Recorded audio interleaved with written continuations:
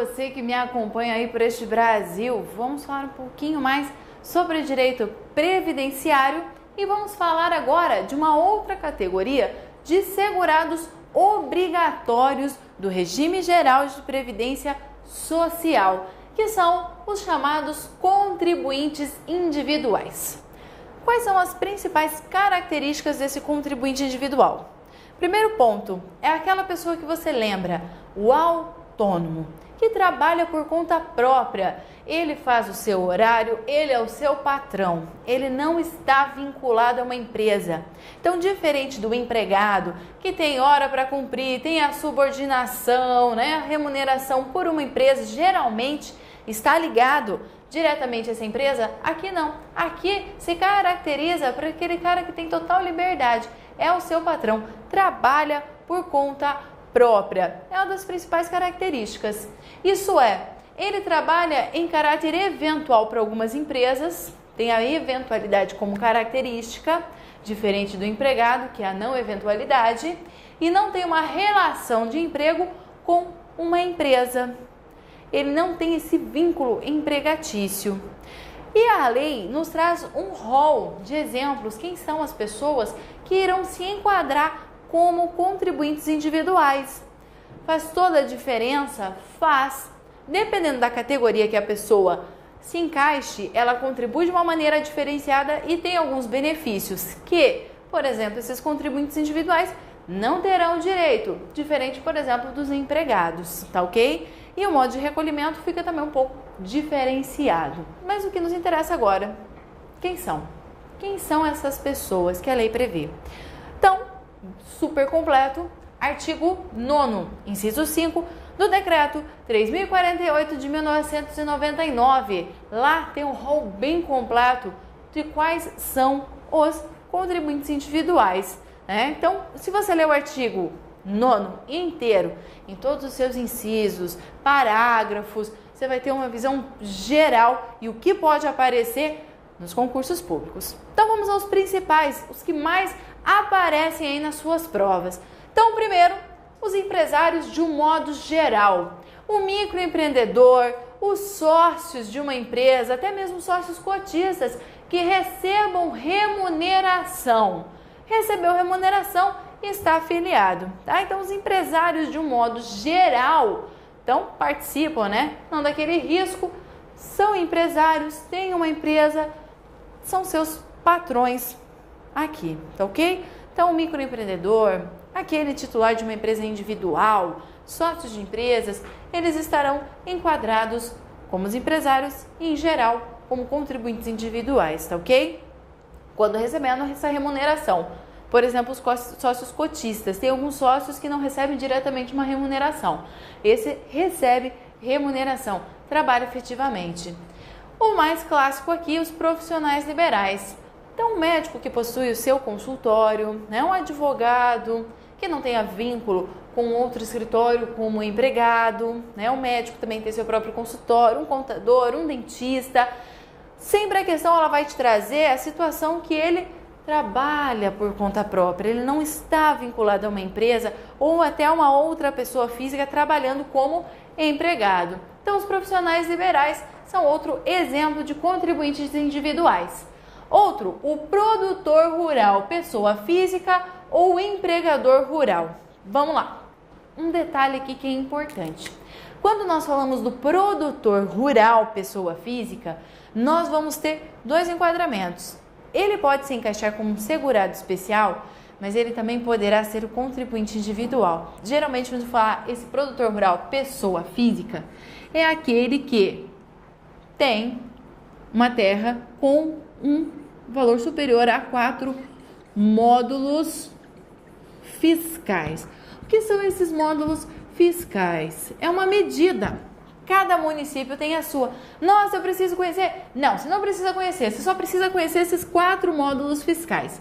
Quando o produtor rural, a questão do concurso te trouxer, em uma terra inferior a 4 módulos fiscais, sem empregados permanentes, regime de economia familiar, vai nos remeter para o segurado especial, uma outra categoria de segurados obrigatórios. Já Quando se falar que é um produtor rural, pessoa física, e ele trabalha, ele possui uma terra com mais de 4 módulos fiscais, aí ele já se enquadra no contribuinte individual.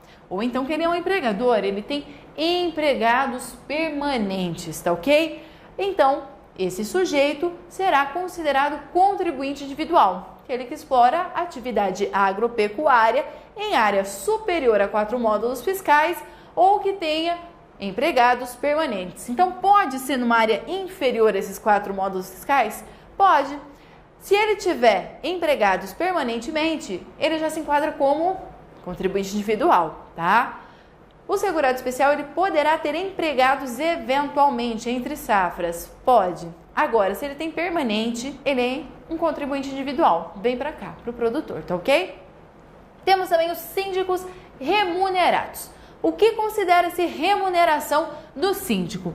Vamos ter duas situações. A primeira situação é, claro, ele receber um salário por exercer essa função de síndico, tá?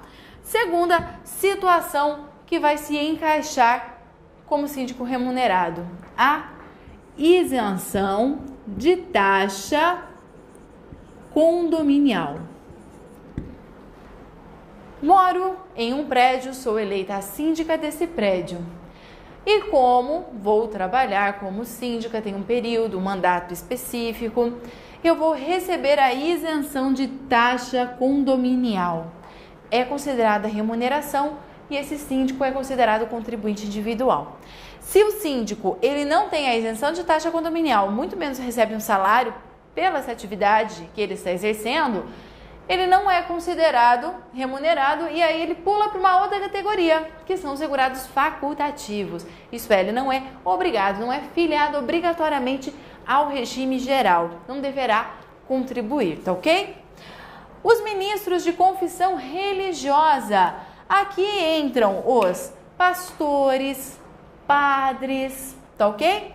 Esses são os ministros, né? Os de vida consagrada, irmãs, freiras, né? Estão aqui nessa categoria, também são contribuintes individuais, tá ok? Os cooperados de cooperativa de produção que prestam esses serviços, né? Para essa cooperativa de produção, também são considerados contribuintes individuais. As diaristas, os diaristas, aqueles que fazem um trabalho eventual. O que a gente geralmente lembra é até mesmo de uma faxineira. A faxineira, ela pode ser a empregada doméstica. Ela vai todo dia na casa do seu patrão, trabalha de segunda a sexta, carteira assinada, empregada doméstica, né? Fazendo a faxina sem fins lucrativos no âmbito residencial. Mas hoje o que é muito comum é o contratar uma única vez por semana. Então ela vai uma vez por semana, faz a limpeza da minha casa, ao final do dia eu pago ela e na semana seguinte ou em outra data ela volta e faz novamente o serviço. Não criou esse vínculo. Ela é contribuinte individual também. O garimpeiro, né, o que vive do garimpo, extração mineral do garimpo, também é contribuinte individual. O médico residente, quando ele atua, né, nos termos da lei de residência.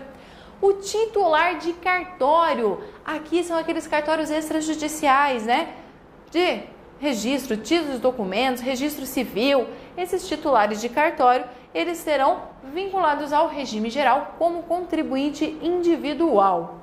O brasileiro civil, que presta serviços e trabalha para organismos oficiais internacionais. Opa, este é o brasileiro civil que simplesmente presta os seus serviços. Ele trabalha diretamente para organismos oficiais internacionais. Um exemplo desses organismos é a ONU, que o Brasil é membro. Quando ele trabalha para a União, ele será empregado. Quando ele simplesmente trabalha para esse organismo oficial internacional, ele é um contribuinte individual. Perfeito? Cuidado com esse, geralmente cai e muito em concursos públicos. Claro, ele também estará excluído se amparado por um regime de previdência própria deste organismo oficial. Perfeito?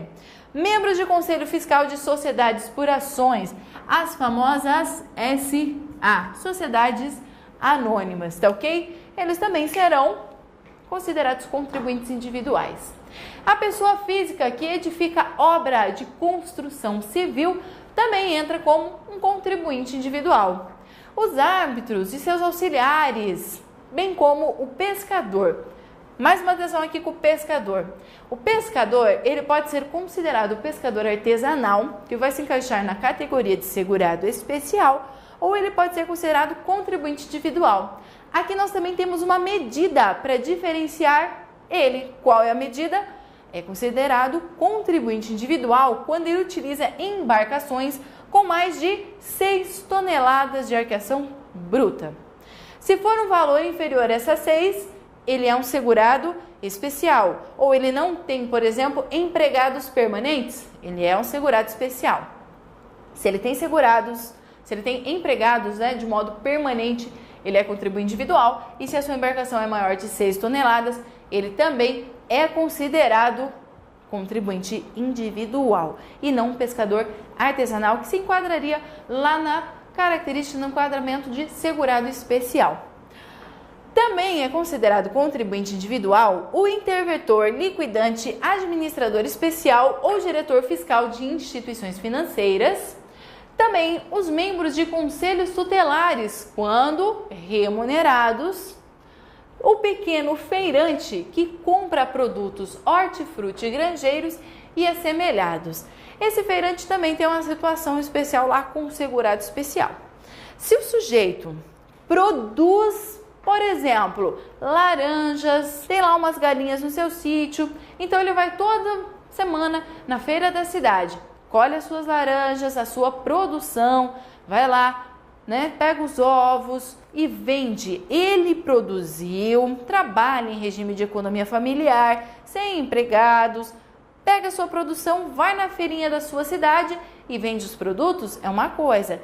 Diferente desse, que é o pequeno feirante, que ele compra. Então vamos supor, temos o José que produz. Ele tem as suas galinhas, cria as galinhas ali, tem o seu sítio, colhe os ovos. E o Antônio vem e compra do seu José esses ovos para vender na feira. O seu Antônio, ele será considerado um contribuinte individual. Agora, se o seu José for lá pessoalmente na feira e vender, ele continua sendo um segurado especial, tá ok? Cuide com esses detalhes. Então, ele está falando aqui, ele é o produtor, pequeno feirante, ele vai comprar de alguém, ele compra de um terceiro produtos hortifruti, grangeiros e assemelhados para poder revender, tá ok?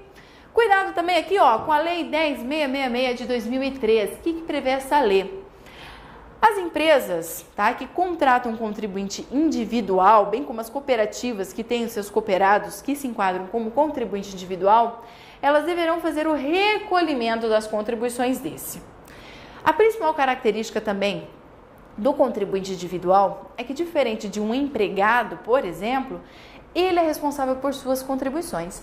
Então eu, como advogada profissional liberal no meu escritório, eu sou obrigada a efetuar as minhas contribuições. Então, sobre o que eu vou auferir, sempre respeitando o limite máximo que eu posso contribuir, o teto previdenciário, eu sou responsável por recolher as minhas contribuições. Eu devo comprar um carnezinho e todo mês pagar INSS, o clássico.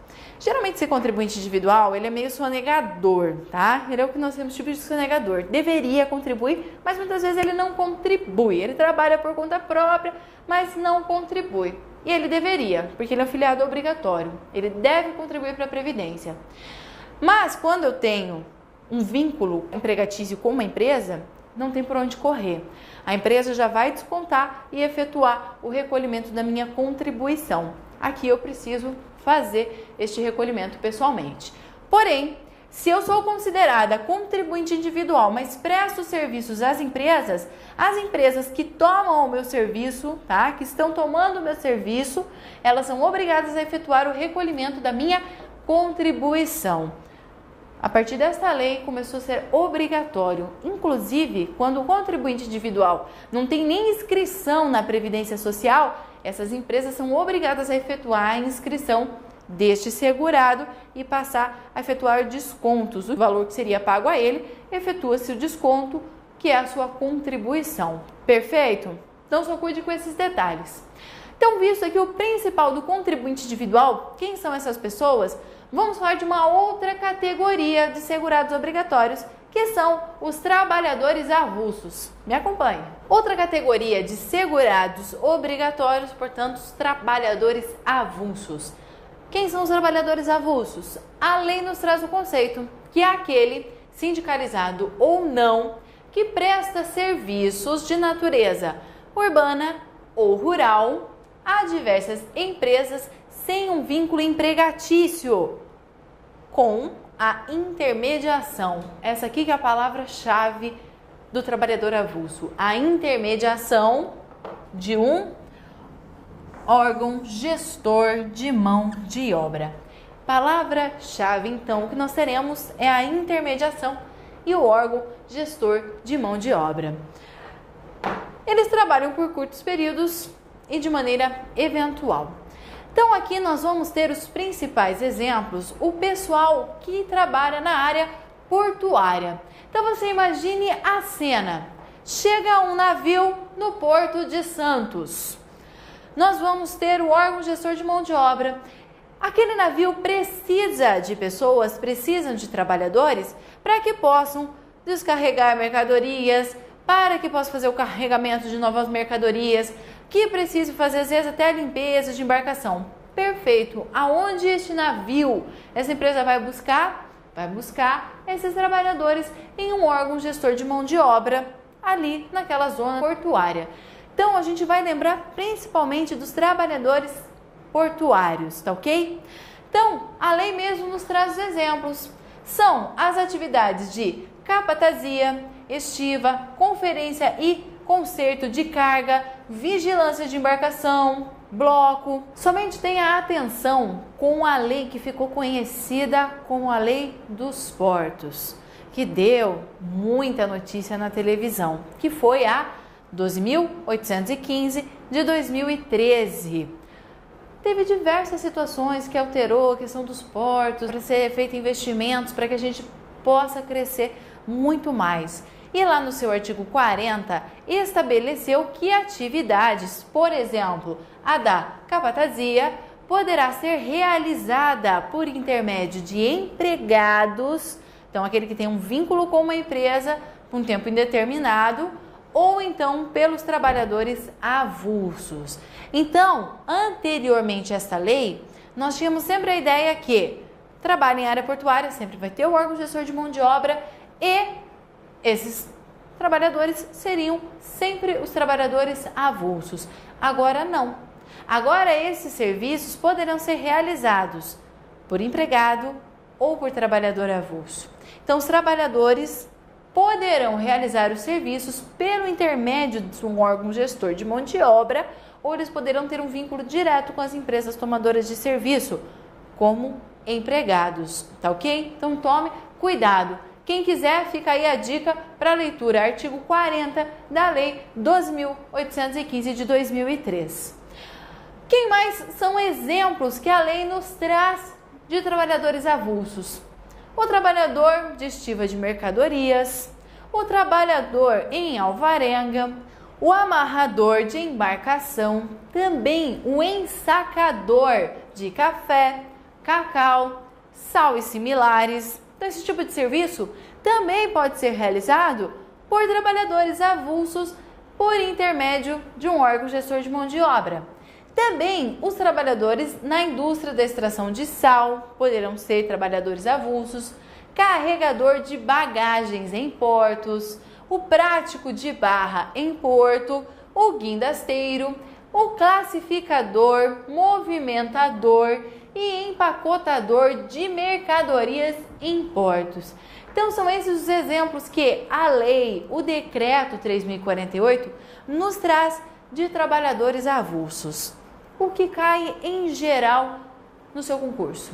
Aparece muito aquele conceito, do sindicalizado ou não, que presta serviços com o intermédio de órgão gestor de mão de obra. Mas aparece também algum desses exemplos? Aparece, tá ok? Só lembrando então né, dessa alteração que teve com a lei dos portos, que pode ser serviços portuários realizados tanto por trabalhadores avulsos, como também os empregados. Perfeito? Então, visto esse conceito, quais as principais características do contribuinte individual e do trabalhador avulso? Vamos lá testar seus conhecimentos? Me acompanhe aí nas questões na sua tela. Um tabelião que seja titular do cartório de registro de imóveis em determinado município é vinculado ao respectivo regime de previdência estadual, pois a atividade que exerce é controlada pelo Poder Judiciário. Questão está incorreta, errada, pois o tabelião que é titular de um cartório de registro de imóveis, esses cartórios que a gente fala extrajudiciais, ele se enquadra no regime geral de previdência social como contribuinte individual. Portanto, a questão é tida como errada, não tem nada a ver de ser vinculado com o Poder Judiciário e assim está ali vinculado com o regime próprio de previdência do Estado, tá ok? Próxima questão. Um síndico de condomínio que resida no condomínio que administra e receba a remuneração por essa atividade é segurado da Previdência Social na qualidade de empregado. Questão encontra-se incorreta. O síndico ele vai ter duas classificações. Ou ele é contribuinte individual, ou então ele se enquadra como facultativo. Se ele recebe remuneração com salário ou isenção de taxa condominial, ele não é empregado, ele é contribuinte individual. Se ele não receber nada, nem salário, nem isenção, ele se enquadra daí como um facultativo, quando não receber remuneração. Portanto, essa questão também está incorreta. Vamos para a próxima? Me acompanha. Para a Previdência Social, uma pessoa que administra a construção de uma casa, contratando pedreiros e auxiliares para a edificação da obra, é considerada contribuinte individual. Questão corretíssima, de acordo com o texto de lei. Aquele que contrata pedreiros, está administrando, edificando uma casa, ele vai se encaixar na categoria de contribuinte individual, conforme dispõe a lei. Próxima questão. Tendo em vista a classificação dos segurados obrigatórios na legislação previdenciária vigente, assinale a assertiva incorreta. A. Como empregado, a pessoa física residente no imóvel rural ou em aglomerado urbano ou rural próximo a ele que, individualmente ou em regime de economia familiar, ainda que com auxílio eventual de terceiros a título de mútua colaboração. B. Como trabalhador avulso, quem presta a diversas empresas sem vínculo empregatício, serviços de natureza urbana ou rural definidos no regulamento. C. Como contribuinte individual, o síndico ou administrador eleito para exercer a atividade de direção condominial, desde que receba a remuneração. D. Como empregado, o brasileiro ou estrangeiro domiciliado e contratado no Brasil para trabalhar como empregado em sucursal ou agência de empresa nacional no exterior. E. Como contribuinte individual, o sócio solidário, sócio da indústria e o sócio gerente. O comando da questão está nos pedindo para achar a incorreta. Quais as situações não se classificam como segurados obrigatórios? O que não está correto ali, não está correspondendo ao conceito que é solicitado. Vamos analisar as alternativas? Me acompanhe. A alternativa A está incorreta, porque ela está nos trazendo o conceito do segurado especial, que fala da pessoa física residente em imóvel rural ou em aglomerado urbano ou rural próximo a ele e que, individualmente ou em regime de economia familiar, explora ali a atividade com auxílio até eventuais de terceiros. Este é o conceito do segurado especial. Não é considerado empregado. Portanto, tá aí a nossa alternativa incorreta. Não se enquadra como empregado. A alternativa B está corretíssima, que fala que o trabalhador avulso é aquele que vai prestar, sem vínculo, serviço a diversas empresas. E dele já deixa uma brecha, conforme o que dispõe o regulamento.